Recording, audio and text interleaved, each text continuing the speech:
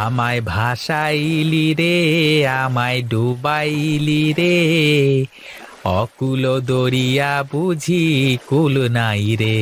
আমায় ভাসাইলি রে, আমায় ডুবাইলি রে।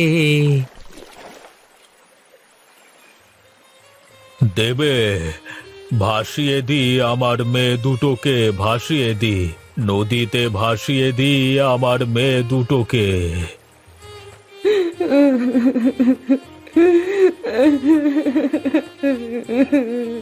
কি কপাল আমাদের!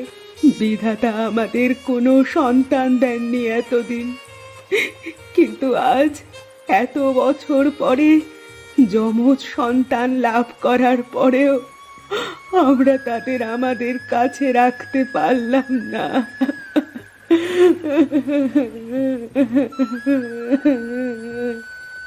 কেঁদো না গিন্নি, কেঁদো না। আমাদের মেয়েরা আমাদের ছেড়ে সারা জীবনের মতো যাচ্ছে না। ওরা শুধু কয়েকটা বছর আমাদের ছেড়ে থাকবে, তারপরে আমাদের মেয়েদের আমরা ফিরিয়ে আনবো।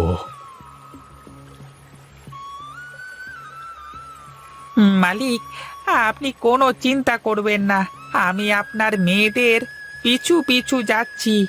আমি সারাক্ষণ ছায়ার মতো আপনার মেয়ের পাশে থাকবো, কিন্তু সেটা ওদের কখনো বুঝতে দেব না।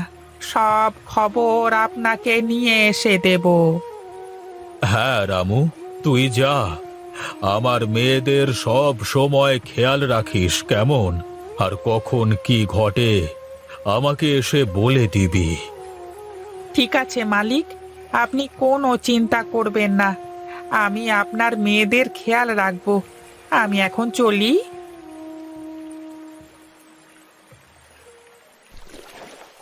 হে বিধাতা, আমার এই দুনিয়ায় আপন বলতে কেউ নেই। তুমি আমাকে কেন আপন লোক দিলে না বিধাতা?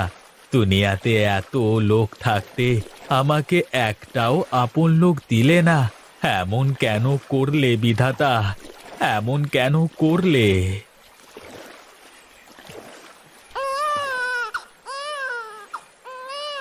আরে, বাচ্চার কান্না শুনলাম মনে হলো। আরে ধুর, মাঝে মাঝে বাচ্চা আসবে কোথা থেকে? আমার যে কি সব হয় না, আমার সবই মনের ভুল।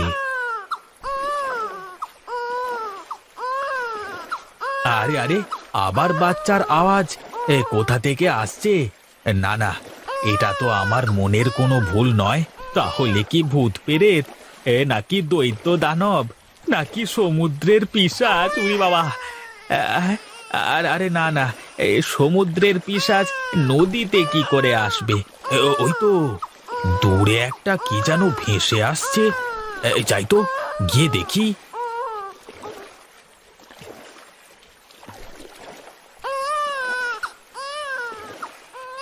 হায় বিধাতা, এ কি সর্বনাশী কাণ্ড! কে ফুটফুটে বাচ্চা দুটোকে এভাবে জলে ভাসিয়ে দিয়েছে? এখন আমি এই বাচ্চা দুটোকে নিয়ে কি করব?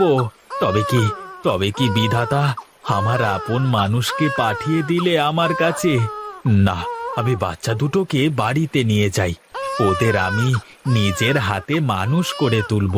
তুমি ধন্য বিধাতা, তুমি ধন্য। তোমার প্রতি হাজার শুক্রিয়া, এই অসহায় মাঝির মনের কথা শোনবার জন্য।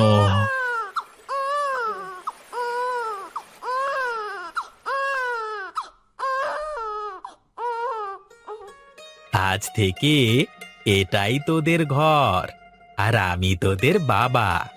আজ থেকে আমার দুই মেয়ে, কিন্তু তোদের খাওয়াবো কি? তোরা থাক, আমি বাজার থেকে দুধ কিনে নিয়ে আসি।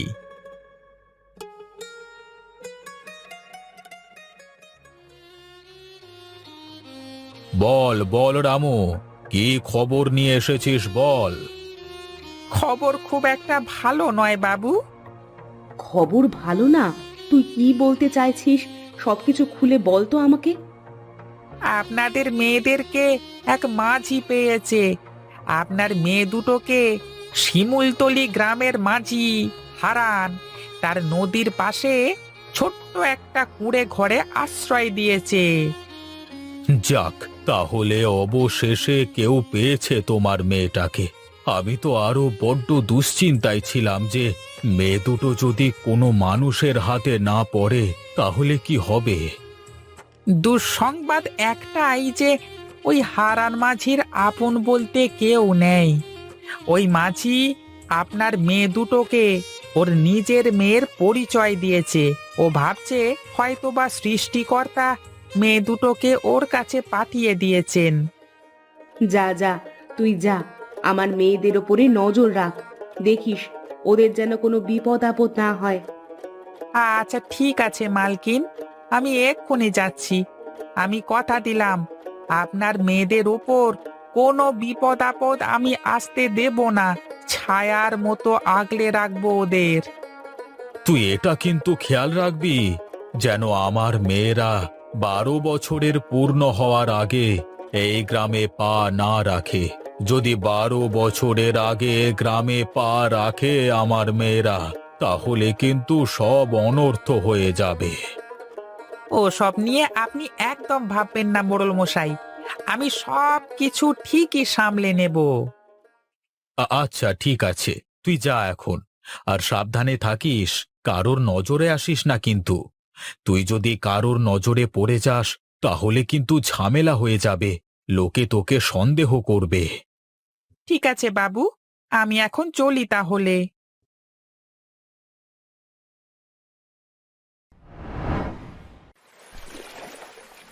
মারে, তোরা শক্ত করে ধরে বসে থাকিস কিন্তু, এই নদীতে অনেক স্রোত।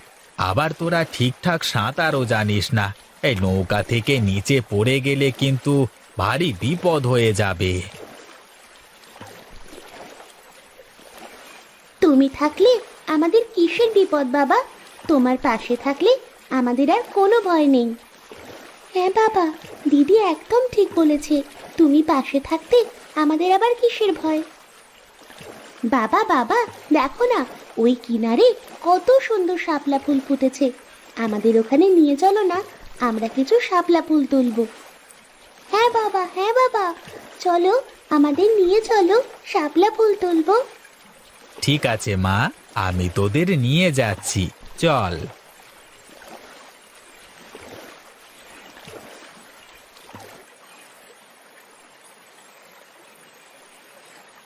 দেখো বাবা, কি সুন্দর শাপলা ফুল। হে হে হে হে হে হে। হ্যাঁ, অনেক নৌকাতে চড়ে ঘোরা হয়েছে, এখন চলো দেখি বাড়িতে চলো। বাড়ি গিয়ে তো আবার আমাকে রান্না চাপাতে হবে। হ্যাঁ, তাই চলো বাবা, তাই চলো।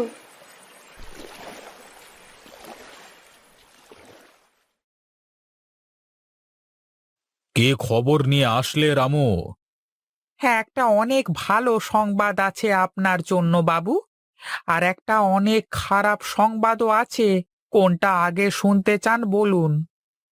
খারাপ সংবাদটাই বল তো দেখি। খারাপ সংবাদটা এই যে আপনার দুই মেয়ে হারান মাঝিকে একদম বাবা বলে মেনে নিয়েছে। ওরা দুই মেয়ে হারান মাঝিকে ছাড়া কিছুই বোঝে না, আর দুই মেয়ে যেন হারান মাঝির চোখের মণি। সারাদিন ওদের নিয়ে মেতে থাকে, খুব খেয়াল রাখে ওদের। এই কয়েক বছরে ওদের মধ্যে অনেক ভালো সম্পর্ক গড়ে উঠেছে, যে সম্পর্ক ভাঙা মুশকিল। তাহলে কি আমি আমার মেয়েদের কোনোদিন আপন করে পাবো না? কোনোদিন বুকে জড়িয়ে রাখতে পারবো না? চিন্তা করো না লক্ষ্মী, আমার মেয়েরা যখন জানতে পারবে আমরাই ওদের আসল বাবা মা, আর আমাদের সমস্যার কথা যখন শুনবে ওরা, তখন ওরা ঠিকই আমাদের কাছে ফিরে আসবে, তুমি দেখে নিও। আসলে আমারও সেটাই মনে হয়। কেউ এই রাজপ্রাসাদ ছেড়ে ওই ভাঙা কুঠিরে কেন থাকতে চাইবে? আগামী পূর্ণিমাতে আপনার মেয়েদের 12 বছর পূর্ণ হবে, আর ওদের অভিশাপ মুক্ত হবে। হ্যাঁ হ্যাঁ, আমরা জানি, সেই কবে থেকে এই দিনটার জন্য আমরা অপেক্ষা করছিলাম। তুই যা, হারান মাঝিকে আমার কাছে ডেকে নিয়ে আয়, এখন সময় হয়েছে ওই মাঝিকে সব সত্যি বলে দেওয়ার। ঠিক আছে বাবু, আমি এখনই যাচ্ছি। না রামু, এখন নয়। পূর্ণিমার দিন আমরা নিজেরাই যাব আমাদের মেয়েদেরকে ফিরিয়ে আনতে। এখন যদি মাঝিকে সব কথা বলিস তাহলে ও পালিয়ে যেতে পারে।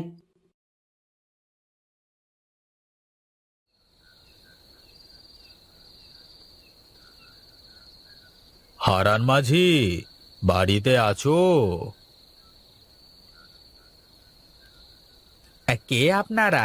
এত রাতে কি চাই আপনাদের? খেয়া পার হবেন? ওই পারে পার করে দেব আপনাদের। না না, আমরা খেয়া পারাপার হতে আসিনি, আমরা আমাদের মেয়েদেরকে নিয়ে যেতে এসেছি। আপনাদের মেয়ে মানে? আপনাদের মেয়েকে আমি কোথায় পাবো? কেন, যে তোর পেছনে দাঁড়িয়ে আছে। আরে আরে, আপনারা কি পাগল হয়ে গেছেন? আপনারা কি বলছেন? আপনারা কি জানেন? কেন, তুই কি ভুলে গেছিস? আজ থেকে ঠিক 12 বছর আগে একটা কাঠের বাক্সের মধ্যে তুই এই মেয়ে দুটোকে কুড়িয়ে পেয়েছিলিস। বাবা, এরা কারা? এরা এসব কি বলছে? এগুলো কি সত্যি বাবা? তুমি কি আমাদের কুড়িয়ে পেয়েছো? বলো বাবা, বলো, তুমি চুপ করে আছো কেন? বলো, ওরা কি আমাদের বাবা মা? তুমি কি আমাদের বাবা নও? আরে না রূপা, ওরা আমাদের বাবা মা নন। নিজের ছেলে মেয়েকে কেউ কখনো কাঠের বাক্সে নদীতে ভাসিয়ে দেয়? ওরা মিথ্যে বলছে। বিশ্বাস করো মা, আমরাই তোমাদের বাবা মা। আর এই যে রামু কাকা ছোটবেলা থেকে তোমাদের দূর থেকে অনেক সাহায্য করে এসেছে। তুমি আমাদের মা বাবা নও। তুমি আমাদের মা বাবা হলে আমাদেরকে কখনো নদীতে ভাসিয়ে দেবে না। তোরা শুনতে চাস? তোরা শুনতে চাস সেদিন কি হয়েছিল? কেন আমরা তোদের ভাসিয়ে দিতে চেয়েছিলাম? আমার শ্বশুর মশাইয়ের 3 বউ ছিল, কিন্তু আমার শ্বশুর মশাইয়ের কোনো ছেলে সন্তান ছিল না। আর তাই সে জোর করে তোর বাবাকে এক মহিলার কাছ থেকে কেড়ে নিয়ে সেই মহিলাকে মেরে ফেলে। আর সেই মহিলা মরার আগে অভিশাপ দিয়ে গিয়েছিল, আমাদের বংশের সব ছেলেমেয়েরা 12 বছর বয়স হলে মারা যাবে। আর এই অভিশাপ থেকে মুক্তির বড় একটাই উপায় ছিল, তোদের জন্মের 3 দিনের মধ্যে তোদেরকে এই গঙ্গার জলে ভাসিয়ে দেওয়া। এখন তোরা অভিশাপ মুক্ত। আমরা তোদের দেখতে আসলে তোরও একই ক্ষতি হতো মা, তাই আমরা তোদের দেখতে আসতে পারিনি। কিন্তু আমরা তোদের সব সময় দূর থেকে খেয়াল রেখেছি। আমরা পাঠিয়েছিলাম তোর কাকাকে তোর খেয়াল রাখবার জন্য। বলো না বাবা, এরা যা বলছে তা কি সত্যি? হ্যাঁ বাবা, বলো, এরা কেন এমন বলছে? এদের কথা কি সত্যি? হ্যাঁ রে মা, ওরা সত্যি বলছে। আমি আসলে তোদের নদীতে কুড়িয়ে পেয়েছিলাম, কিন্তু আমি জানি না যে ওরা তোর সত্যি বাবা মা কিনা। আচ্ছা আচ্ছা, তোরা আমাকে একটা কথা বল, তোদের কি কখনো মনে হয়েছে যে আমি তোদের আসল বাবা না? না বাবা, আমার এমন কখনোই মনে হয়নি। আমারও কখনো মনে হয়নি বাবা। আরে ওদের মনে হওয়া না হওয়াতে কি আসে যায়? সত্যি তো এটাই যে আমরাই ওদের আসল বাবা মা। হতে পারে আপনি ওকে জন্ম দিয়েছেন, আর আপনার স্ত্রী ওকে 10 মাস 10 দিন পেটে ধরেছে, কিন্তু আমি 12 বছর ধরে ওদের দেখাশোনা করেছি, ওদেরকে বড় করে তুলেছি। এখন আপনারাই বলুন, কে আসল বাবা? তুমি আমাদের আসল বাবা, আমরা তোমার সাথে থাকতে চাই।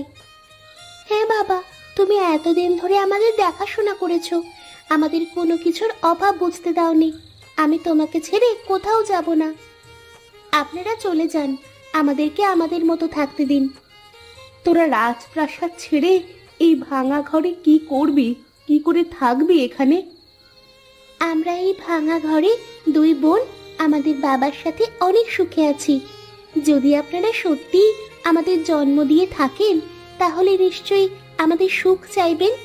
আর আপনারা এখানে যদি কখনো না আসেন, তাহলে আমরা আমাদের বাবার সাথে সুখে থাকতে পারবো। আপনারা দয়া করে এখান থেকে চলে যান। ঠিক আছে, তোরা যখন এখানেই থাকতে চাস তাহলে থাক, আমরা আর কখনো তোদের সামনে আসবো না। চলো গিন্নি, এখানে থেকে আর কোনো লাভ নেই।